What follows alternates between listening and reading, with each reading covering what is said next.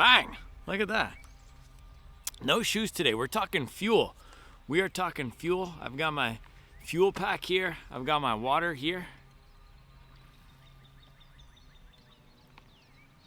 Mileage water is good. You can get one of these bottles now on hobbyjogger.com. We just launched the latest spring merch. I'm wearing the Max Cushion Gang hoodie. We got a bunch of other good stuff. So if you want to support the channel, check it out on hobbyjogger.com. But today I wanted to put together a video talking about the key ways to fuel for the 20-mile long run. How you can be successful both heading into that long run, during the long run, after the long run. I'll go through some of the products I use, but also how to set yourself up for success. A lot of people ask me this question. I see it on the app all the time. Supwell app, by the way. We have discount codes for fuel. We also have discount codes for the merch, and it's the best buy, sell, and trade hobby jogger shoe marketplace out there. But I get this question all the time in various forms. How do I fuel appropriately for the 20-mile long run? So we'll go through that. Before we do get into that, the first question I want to answer is, why is it so important to fuel appropriately? To sum it up, you do not want to be underfueled. The worst thing that can happen in a long run is you run out of fuel. In a race too, you run out of glycogen and you hit the wall. That's what hitting the wall is for a lot of people. Now there's different components that go into it, but a key contributor to hitting the wall is running out of carbs, running out of glycogen. You don't have the energy to keep going. Your body has a finite source of carbs. You have a few thousand calories worth of carbs stored in your muscles. One of the reasons we train at higher mileage levels is so that we can teach our body to conserve the carbs and burn more fat. We have nearly limitless calories worth of fat stored in our body. We don't have limitless numbers of carbs. So the entire purpose of fueling, the entire purpose of the gels, the drinks, carb loading going into a race is so that those glycogen stores can be full, and so that as we're burning those calories, we're replenishing them. Now, what fueling appropriately cannot do is it cannot make you run faster. So it's one of those weird things where it's brushing your teeth, for example. Brushing your teeth is not going to give you a higher IQ. It's not going to help you earn more money. It's not going to put your kids through college. What brushing your teeth can do is prevent cavities. It's a similar thing. Any of these things, it's like getting an oil change with your car. It's not going to make the car go faster, but it is going to prevent the engine from having issues. So that's how you should think about fueling. It's not going to unlock more fitness than you've built, but if you don't fuel properly, that can slow you down. So that's the way to think about it. Basically, with our fueling strategy, we just want to not mess anything up. And that's how I approach it. And that's why I would advise just testing your way into a system that works, and then once you have it, just sticking with it. There haven't been very many breakthrough fueling products since Morton, which I'll talk about. There haven't been a lot of breakthrough fueling products recently. It's just finding out what works. It's not like the shoes where, okay, now we have these carbon-plated shoes, or if you're training in this old shoe, you put on this new shoe, you can unlock higher speeds. That's actually what happened in the 2010s with marathon times coming down a lot as people switch from no shoes, or not barefoot, but lower stack shoes without the bouncy race foams and the carbon plates, into these modern racing shoes. The fueling thing has been figured out pretty dang well. There's not a lot of innovation here. It's really just sticking to the fundamentals and doing it correctly. So let's get into it. First thing I want to talk about is, I'll go through three things. First is leading into the race, or leading into the 20-mile long run on the weekend. Number one is, don't be underfueled leading into that long run, right? So what does that look like? In the 48 hours leading up into a big workout, especially a race, but let's just talk about big workouts, 20-mile long runs. Don't do any other, if you're having a hard time optimizing your fueling and you feel like you're fading at the end of these long runs, don't do any other hard workouts.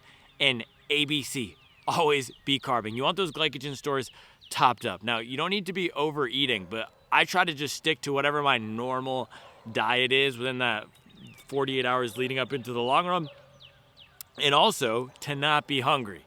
And especially the day before, we carb load for the race. And if you're doing 20 milers every weekend, that's also a chance to practice what it feels like to have a higher level of carb intake. Now, again, you don't need to be overeating, but making sure you're getting at least 60% of your calories from carbs, just having solid servings of carbs. You don't want to be hungry in the few days leading up into a big workout, and you don't want to have a deficit You don't want to be leading into a run at a calorie deficit and at a carb deficit for these big workouts. We want to feel strong, we want to feel powerful, and that's the main reason why we fuel effectively, is so that we can unlock whatever our maximum level of fitness is. Again, having the right nutrition isn't going to make you run faster, but doing incorrect, well, it can in some cases, but doing the reverse is what's going to hurt you, right? If you go into these 20-mile long run under-fueled, that can hurt. And the more developed runners are, you'll see elites. I was reading a book, and these elites, some of them do train fasted, but they've been doing it for a long time, and also their aerobic base is so strong that they've taught their body to conserve that energy so well, and at the paces they're hitting for their long runs, they're not dipping into the tank. For most of us out there, it's not a good idea to run under fuel. So that's number one, leading into the run. You want to make sure the 2 to 3 days, just have your normal food, bump up the carbs, whatever feels appropriate. Again, you have to mix and mash with your system to find what works. But I've found that's the key for me, not being hungry, leading up into it, making sure the day before I'm getting good carbs. Morning of, I'll just share what I personally do. I always have a solid breakfast before my long run. Now, during the week, we're busy. We have lives. We're dropping kids off at school. We're rushing. We're getting to work and this and that. I don't always have a big breakfast before my runs. And I know some people out there don't even eat before their morning 30, 45 hour long run. And that's fine. If you're going up to an hour, if you're going up to 30 minutes, there's not as big of a risk of running out of glycogen. You're likely not going to be slowing down on a 45-minute run because you're hitting a wall or running out of glycogen. If you're slowing down on a 45-minute run, it's because you're tired or your pace is just too hot and your aerobic system can't sustain it.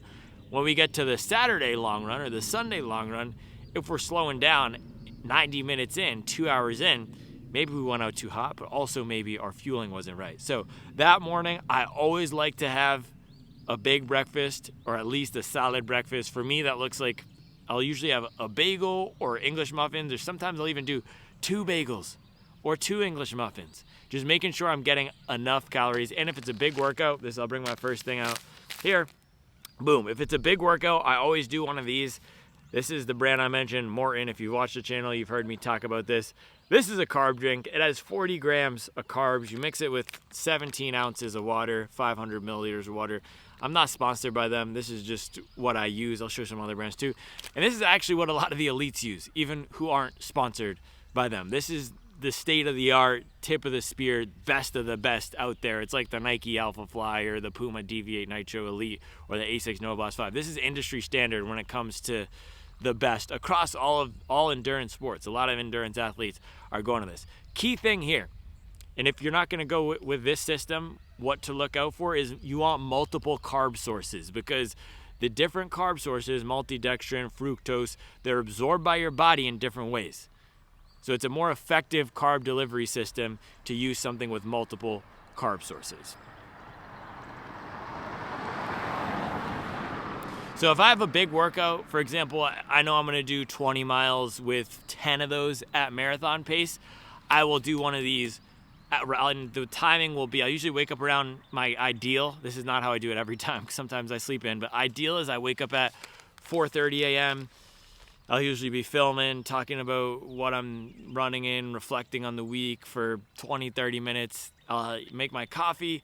I'll have that meal around 5:30 a.m. Finish around 5:30, 5:45. Have the carb drink down by 6. And I usually try to have 20 to 30 minutes in between finishing that carb drink and getting out the door. Sometimes I don't have any gap between finishing. I'm just chugging it and going. I have a pretty tough stomach, knock on wood. I guess there's no knock on wood. I don't know what happened. But I have a pretty tough stomach when it comes to being able to ingest a lot of calories and carbs before I go out and run. So again, this is something that you will need to tinker with. Can you have 17 ounces of liquid in your stomach before you go out there for a 20 miler, or should you be doing this 90 minutes before? Now, again, we have lives. I already am waking up at 4:30 a.m. a lot of the time, and if I'm in a marathon build, I wake up at 4:30 a.m. to get these workouts in, no questions asked, because I need to be in the right headspace. I need to be prepared. If I'm mileage, and which I have been over the past few months, not training for a marathon, which I'm now starting to train for a marathon, I'm more flexible with it. And again, if I'm just going out there accumulating 20 miles, not worrying about the pace as much as I was over the past few months because I did a speed block where my biggest workout of the week was on a Wednesday or a Thursday. I'm not going to be taking this for the 20-mile long run. I'm not going to be focused on making sure my breakfast is exactly right because I know I'm going to be going out there and running a 7:30, 7:45 pace versus trying to crank it down to a 5:45 and 5:30 pace. I need all the help I can get, and this is the key thing, so that I can eliminate any chances of outside variables influencing my performance. And that's the key with this nutrition and with training in general. When you show up to race day, you want the only variable to be just kicking and holding that pace for as long as you can. You want it to be all mental on race day. You want to remove any sort of physical doubt. That's why getting a system that works for you, like having a more in or a tailwind, is another good one. I prefer this. This tastes weird, but the taste of the tailwind starts wearing on me. Just have that system in place so that you don't have to think about it. And it's the same thing with the shoes. I test a lot of shoes, but when it comes to my serious races and workouts, right now there's only really 3 shoes that I can rely on. The Alphafly, the Puma Deviate Nitro, and the Saucony Endorphin Elite OG. I'm going for one of those 3 for my biggest workouts. Cloud Boom Strike I throw in there too. But you gotta narrow it down, reduce decision fatigue so that on race day you're not thinking about this. So that brings me to actually in the long run. And I'll give you a few tips for this. So during the 20-mile long run, I take out this thing. It is Amphipod bottle. I like it. Look at this. You can hold it in your hand like this. It's pretty easy. I have my GoPro in my other hand and I have this, and we jog. We jog along. It's super easy. And then inside here, I actually have, what do I have? I think I put 5 gels in here. Yeah, 5 gels. And so I personally take gels every 4 miles. That translates into roughly every 30 minutes.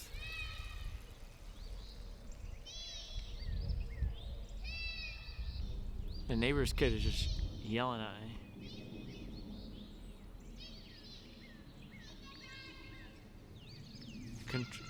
Control your mans. 1 gel every 30 minutes.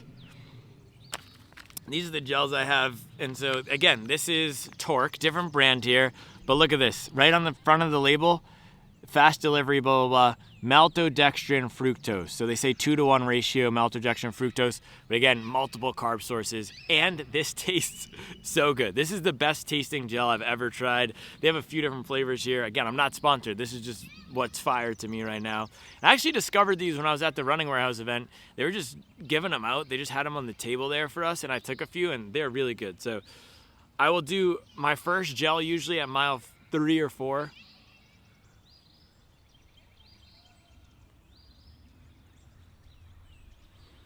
My first gel at mile 3 or 4 is typically a caffeine gel. Oh, this is the other thing I should say before. So I'm a caffeine guy. I'm a coffee guy. You guys know I love my coffee. I was just finishing it up. I got a new batch from Hatchet, my friends out in Boone, North Carolina. I got their, I forgot what the big bag is from. It might be a Colombia, but then I also got a Rwanda and a Uganda, 12-ounce bag, just smaller. So we'll be doing some taste tests. The downside of Hatchet is that they're so close and they roast so fresh that the coffee I had today was just roasted on Thursday. You can still taste that roast on it. Typically these light roasts, you want at least 10 days for them to open up. But I will do my coffee with my breakfast, and you want to get that system moving, right? So I make sure I go to the bathroom, everything before I get out there. And also I am fine to stop during my runs, and if you need to use the bathroom, it's not a big deal. Here's the thing. Consistently doing 20 milers every week for a year, or 2-hour runs every week for a year, is going to eliminate any potential downside of stopping for 2 minutes to use the bathroom during a long run. Now, when I am doing a marathon pace workout, I will not stop during the marathon pace portion of the workout. So if I need to use the bathroom, I'll go before. I also remember during the Chicago build, I had the Cloud Boom Strikes on. I was doing a workout. I need to use the bathroom for the entire time I was doing that workout, but I didn't stop. So there's certain runs and certain workouts where I will pick my spots and say, hey, today I'm not stopping during this run. I'm not going to stop to tie my shoe. I'm going to treat it like a race day simulation. And there's other times where I'll just, if I need to use the bathroom or tie my shoe, I'll just stop, whatever. And that's what the rest periods for workouts are for too. But if you have a tempo style workout, I highly recommend just getting out there and going. But as I was saying, first gel, typically caffeine gel at mile 4. And for me, I do 4 every 4 miles because at my paces on long runs, I'm going anywhere from an 8-minute per mile pace to a 5:30 pace. That translates to about 4 miles is 30 minutes based on those paces. So if you're going more of a 10-minute to a 15-minute pace or a 10-minute to a 13-minute pace, you'll want to do every 3 miles on your 2 to 2.5 hour long runs. But regardless of your pace, and regardless of the distance of the run, you got to think about the time. And for me, I advise for most people, once you're getting past that 90-minute mark, that's when you're going to want to start fueling, even if you're not doing a 20-miler. But every 4 miles for me, or every 30 minutes, I'll do a gel. So my first gel, it is almost always a caffeine gel. That's mile 4. Mile 8, I'll do another gel. And if I'm doing a workout, I might shift it around. I don't love taking gels during super fast portions of the workout, but again, if I'm training at marathon pace, so I'm training for a 2:30 marathon right now, this is not the marathon pace I can sustain right now, which is the entire purpose of doing a training block. We extend, if I could run 17 miles at this pace right now, my goal is to extend it so I could run 26.2 miles at this pace. So it feels hard, it feels hot. It's a heavy pace to sustain. I don't want to be taking a gel out and fiddling it with it while I'm focused on maintaining a 5:43 pace. However, it's important to practice that during the 20-mile long run, because on race day, we're going to need to take these gels in no matter how we feel. And this is the thing. You got to make it like clockwork. Mile 4, mile 8, mile 12, mile 16. Hammer it into the system every week. I remember being at the Chicago Marathon, running that 2:39. I felt like mental garbage for the first 11 miles. I felt so bad, and I'll have runs out here where I feel bad, and I've had some of them where I stopped taking the gels because I've quit on the run. But I realized, it was about 8 months ago, I realized I gotta stop doing this.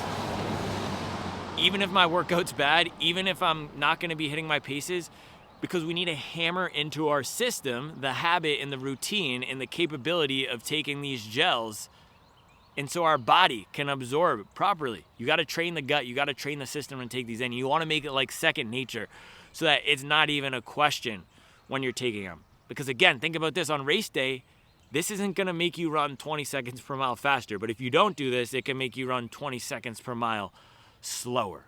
So those days where you feel bad, it's even more important to stick to the system. And this is so true for newer runners, man. I know a lot of people want to experiment with the fasting and should I do a fasted long run? Don't even bother with that.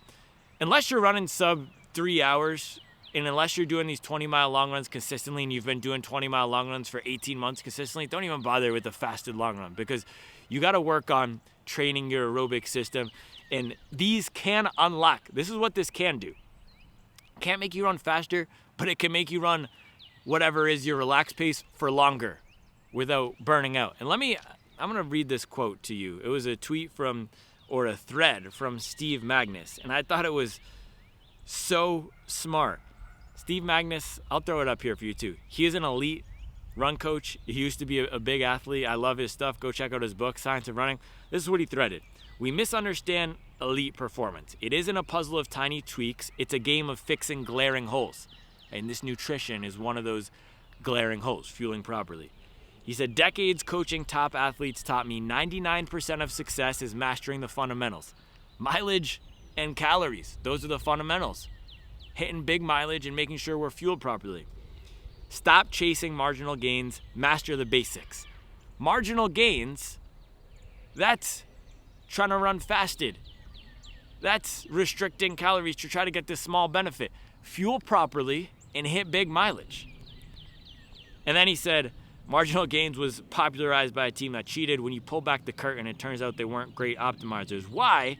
Because obsessing over minute details makes you neurotic, pulls you away from doing what matters, and it's not a holistic view. Optimizing the system is different than each part. This is my favorite part of this. The key to great performance is consistently good enough for a really long time. That's what I always say, baby. It's about consistent mileage over time. And having this fuel system in place, mile 8, mile 12, actually I'll usually do another caffeine gel on mile 12 to take me through the back half of the run, mile 16, 15, and then I'll do a recovery gel on mile 17 or 18. having this system in place, this is what enables me to run 20 miles every week. It's a lot easier to run 20 miles every week with a nice pair of carbon shoes or comfortable shoes in the right fueling in place. And so that's why I do what I do, and that's what I suggest for most people, man. You don't have to use Torque, you don't have to use Morton, but find some gel that you do like that has multiple carb sources, maltodextrin and fructose. Maltodextrin and fructose, those are the popular ones. There's also other ones out there. I suggest Torque and Morton. Find a good pair of shoes and just consistently hammer these 2-hour long runs at whatever pace. There's no magic workout, but we do know that mileage over time is going to make us faster, and fueling our system appropriately and nailing the fueling for the 20-mile long run is also going to unlock that. And during the week, it's different. I don't fuel. I have started taking gel sometimes before my big workouts, especially if this past week I had a few times where I didn't start my run till later in the day.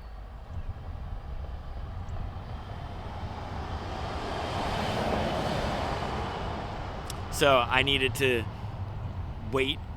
I think yesterday I started my run at 10:30, and I usually have my breakfast at 6:30 or 7. So I decided to take, I think I actually took one of these rhubarb custard things here before my run. So sometimes I will do that before a midweek workout. And again, if we're going hard, the faster we're going, the more carbs we're burning. So if we start training lactate threshold pace, half marathon pace, we're going to be getting tired more quickly. So doing this is an insurance policy against flaming out. It's not going to help a whole lot, but it can hurt not to do it. So that's my philosophy. That's how you fuel for the 20-mile long run. Go into it well fueled, have a solid breakfast, and then every 30 minutes on the run, like clockwork, every 30 minutes. You should have my face. You should have my face burned into your brain, saying every 30 minutes, every 30 minutes. You can even program your watch to do it, but it needs to become like second nature if you're training for a marathon, and especially on those runs where you're feeling poor and you're not running strong, have the gels. The other bonus is it's gonna make the recovery so much better. When I started doing this, so this is 5 gels here. They're each, 100 calories. That's 500 calories right there. I think these Torque ones might even be more. Let's see, I don't know, does this is British. Where do they put the calories in the UK?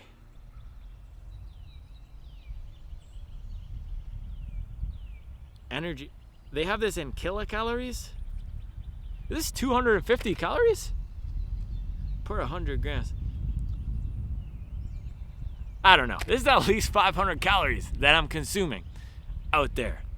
And even though it's only 500 calories, that's something going into my system. I remember I used to finish long runs, and if you've been in this position, you know exactly what I'm saying.